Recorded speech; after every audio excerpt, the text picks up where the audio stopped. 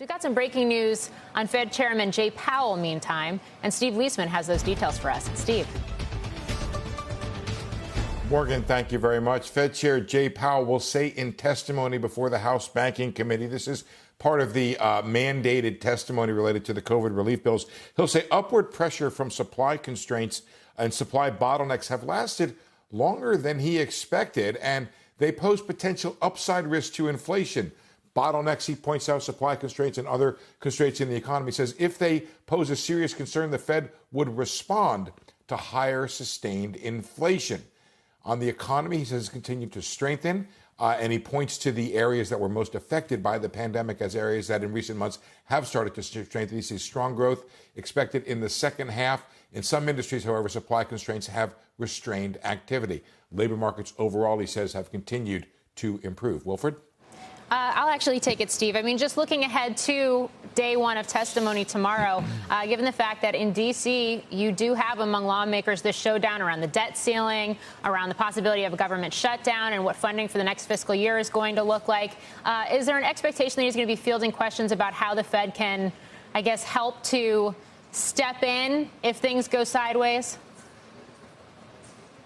It's going to be a long and interesting morning tomorrow, Morgan. I suggest you, along with our viewers, tune in because all of the things that you just laid out there are going to be on the table and they are going to be bandied about.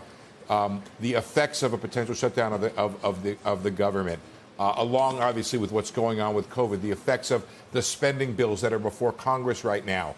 I think that's going to be on the table. The outlook for monetary policy will be on the table. And I don't think we should not. I think we should connect the two reports I've done in this half hour, Morgan, which is the one about the resignations coming the day before Powell has to sit before Congress. So I think that that's another potential possibility.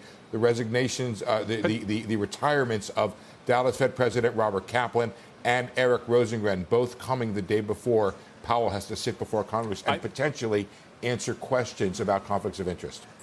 I mean, I think optimistic, if you were in team Powell, not saying that you are, but for it to be potential questions, I'm sure that will be top of the list. And it will be interesting to see, Steve, if he has a good, polished, legitimate answer to the question I'm sure he'll be asked, which is why should the two of them resign and you not?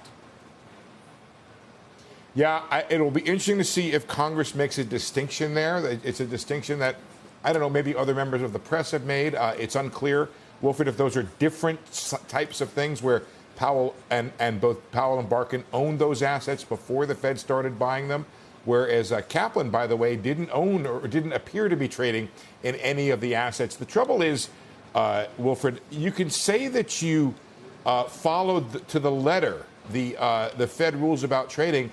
At the same time, those same rules say you have to avoid any appearance of a conflict. So the question is whether Powell, whether Barkin also created some form of appearance of a conflict in owning the same assets the Fed was buying and selling. Yeah, I think as we discussed half an hour ago, there is a good answer he can give. The question is, in these types of moments, does the chorus and cacophony of calls for more blood, as it were, get too loud? And so far it hasn't, as we've discussed for him.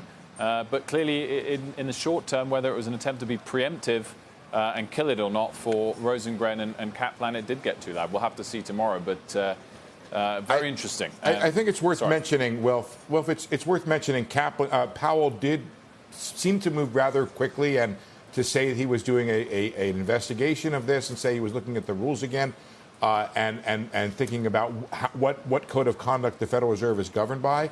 And the question becomes when that happens and how quickly they move. And now the resignation of Kaplan and Rosengren just a few weeks after this story broke. Also, he seems to have moved relatively quickly in that regard. He also didn't deny the ownership of the mutual funds, of the municipal bonds either. There also, of course, will be some members of Congress more easily in a place to pose those questions than others, given that a lot of the same problems exist there and the rules far out of date for members of Congress as well. We could talk about this for hours. Steve, thanks so much. We look forward to the testimony tomorrow.